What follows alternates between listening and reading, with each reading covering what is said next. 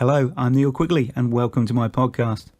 Well, there's certainly never a dull moment in world politics at the moment. After the UK elections, Labour think they've won, although they've lost. The Liberal Dems did a Southampton and pretty much changed their whole squad in the break, but remained in exactly the same place. The SNP claim to be stronger, but have less MPs than before.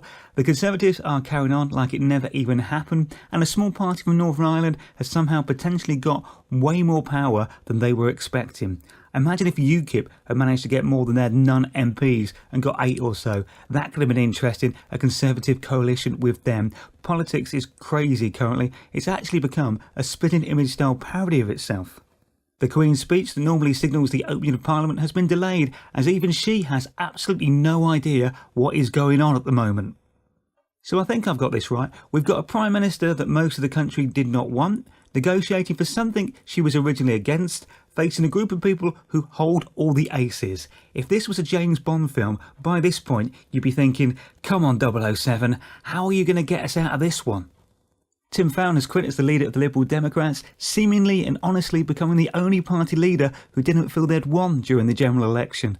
I feel sorry for him. I think it might be difficult to have morals and be a politician.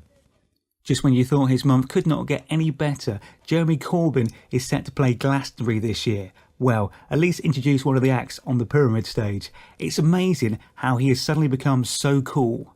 He is still younger than the Rolling Stones though.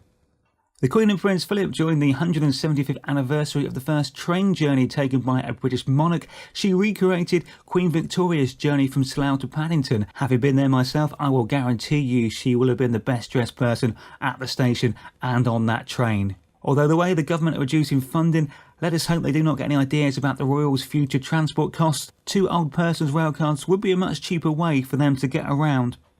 President Macron is looking like his party will be doing brilliantly at the French parliamentary elections. He could really teach Robert Kilroy-Silk and Nigel Farage a thing or two about setting up a new political party from nothing and being really successful.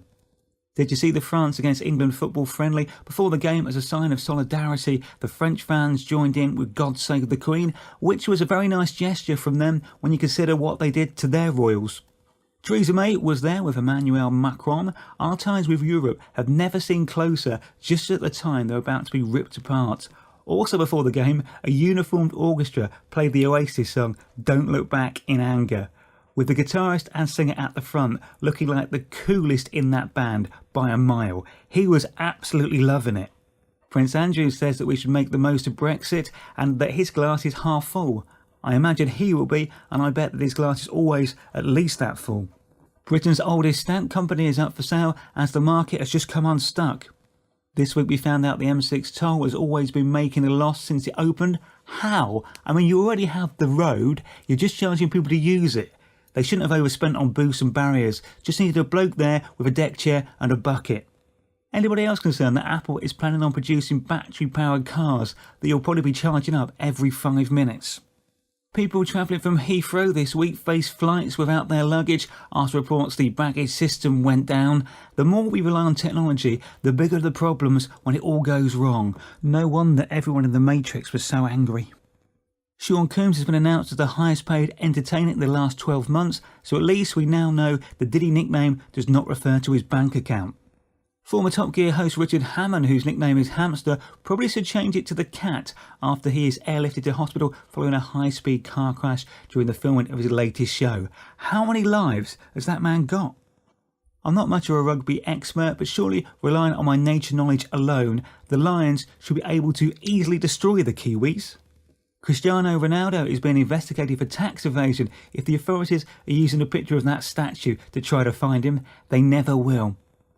Does anyone else think that the billionaire businessman Donald Trump is so used to being surrounded by yes men who he could previously fire when he wanted to when they annoyed him, and when he seems to be struggling with the fact that being president does not make him everyone's boss?